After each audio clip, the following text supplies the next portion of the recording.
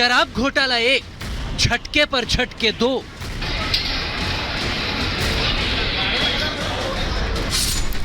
के कविता गिरफ्तार, क्या केजरीवाल अब की बार?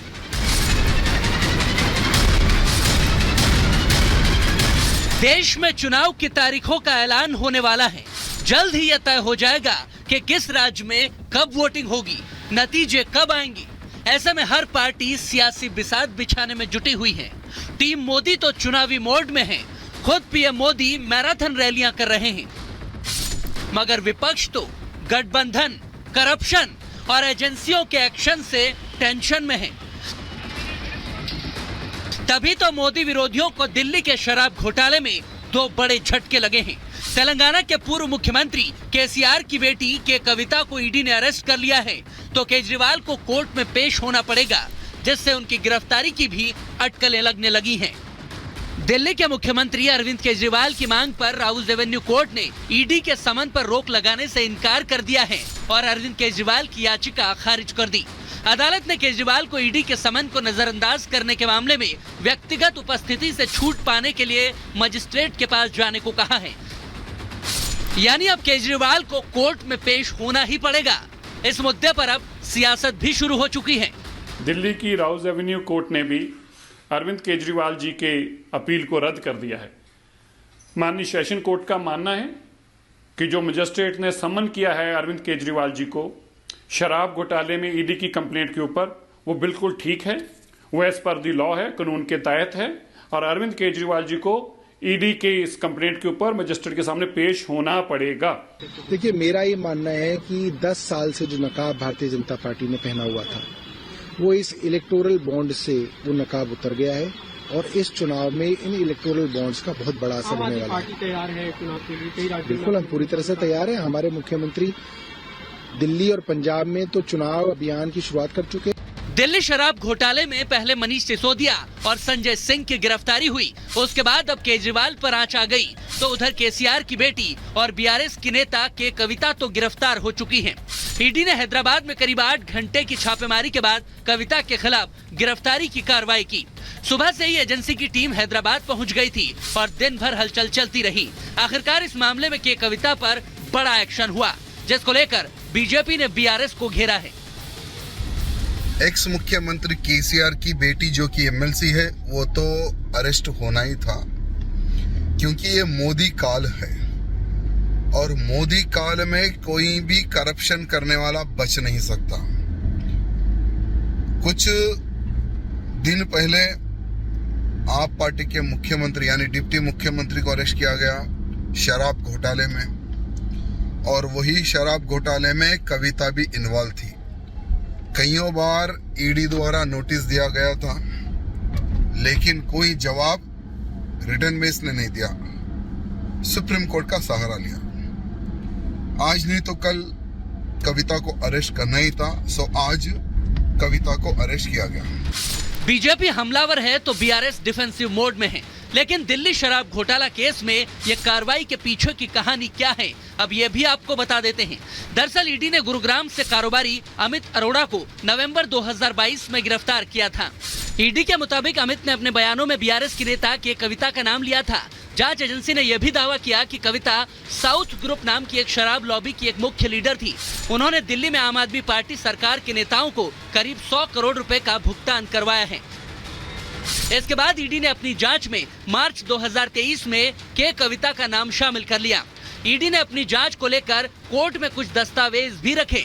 इसमें के कविता का नाम शामिल था और ये दस्तावेज कोर्ट में पेश किए गए। इस दौरान हैदराबाद के व्यवसायी अरुण पिल्लई को हिरासत में लिया गया था। अरुण को के कविता का करीबी माना जाता है और इसी व्यवसायी अरुण पिल्लई ने आम आदमी पार्टी की सरकार के नेताओं को करीब 100 करोड़ रुपए भेजे थे। ईडी ने यह भी दावा किया था कि शराब नीति में बदलाव के लिए अरुण पिल्लई ने के कविता के कहने पर यह पैसा आम आदमी पार्टी सरकार को पहुंचाया। ईडी ने इस मामले में एक और शराब कारोबारी अमनदीप ढल को भी अरेस्ट कर लिया। अब कविता अरेस्ट हो चुकी हैं, तो क्या आगे केजरीवाल का भी नंबर आने वाला है? करप्शन के जाल और समन के दायरे में तो वैसे इंडिया अलायंस के कई नेता हैं। सीबीआई और ईडी जैसी चीज नहीं है, वो बीजेपी का औजार है, वो बीजेपी के कंट्रोल में। जो हमारे इंस्टीट्यूशंस हुआ करते थे, वो आज इंस्टीट्यूशंस हिंदुस्तान के नहीं है, चाहे वो इलेक्शन कमीशन हो, चाहे वो सीबीआई हो, ईडी हो, ये सब हो, ये अब बीजेपी और आरएसएस के हथियार हैं। तो उनको ये भी सोचना चाहिए, ये जो सब कर रहे हैं, कि किसी ना किसी दिन बीजेपी की सरकार बदलेगी और फिर कार्रवाई होगी। विपक्ष के नेताओं को बदनाम करने के लिए, उनको डराने के लिए और उनकी छवि जनता में खत्म हो जाए, खराब हो जाए, उन एजेंसियों का इस्तेमाल करते थे और वही एजेंसियों का इस्तेमाल कर रहे हैं बड़े बड़े उद्योगपतियों से वसूलने के लिए। चुनाव से पहले ये जो बातें आई हैं, ये जनता इस बार भारतीय जनता पार्टी को उखाड़ फेंकेंगे। चुनावी मैदान में भले ही अखिलेश और राहुल के गठबंधन के साथ केसीआर ना हो, मगर ईडी एक्शन पर पूरा विपक्ष साथ खड़ा हो जाता है। के कविता पर कार्रवाई की खबर मिलते ही केसीआर भी उनके घर पहुंचे, मगर आरोप है कि उन्हें मिलने की इजाजत नहीं दी गई। तो उधर बीआरएस के विधायक हरीश राव भी के कविता के आवास पर पहुंचे। कई कार्यकर्ता और समर्थक भी कविता पर एक्शन के खिलाफ हंगामा करते रहे, मगर ईडी ने अपनी कार्रवाई जारी रखी। बीआरएस एमएलसी के कविता के आवास के अंदर कार्रवाई के दौरान का एक वीडियो सामने आया, जिसमें ईडी और बीआरएस के नेता केटीआर राव के बीच तीखी नोकझोंक चल रही है। बीआरएस कार्यकर्ता ने सोशल मीडिया पर यह वीडियो शेयर किया है।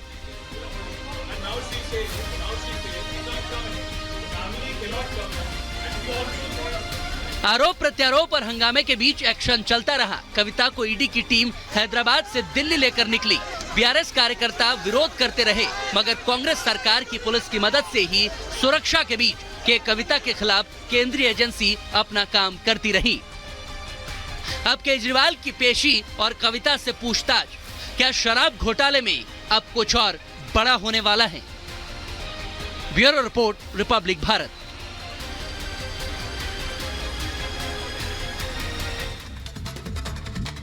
और अब बात सीएम योगी आदित्यनाथ की। सीएम योगी आदित्यनाथ उत्तर प्रदेश के तमाम जिलों का ताबड़तोड़ दौरा कर रहे हैं और बड़े बड़े तोहफे दे रहे हैं। इसी कड़ी में आज 3 जिलों का वो दौरा करने वाले हैं और कई विकास परियोजनाओं की भी देंगे सौगात। आइए दिखाते हैं इस रिपोर्ट के जरिए कहां कहां योगी आदित्यनाथ का दौरा होगा।